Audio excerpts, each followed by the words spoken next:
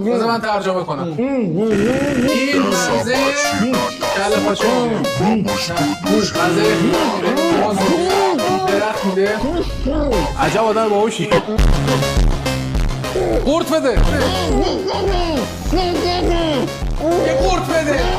میگه قورت بده. قورت بده. تو میتونی. قورت بده.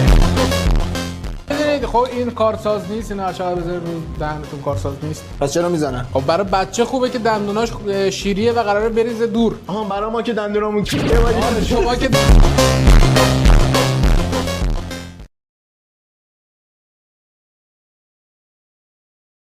بذار من ترجمه کنم. این مغزه کله پاچه غذای درخت میده. عجب آدم باهوشی. قورت بده. یه قورت بده. میگه قورت بده. قورت بده. تو میتونی. قورت بده. خب این کارساز نیست، این هرچقدر بذارید رو دهنتون کارساز نیست. پس چرا میزنن؟ خب برای بچه خوبه که دندوناش شیریه و قراره بریزه دور. آها برای ما که دندونامون کیه آره شما که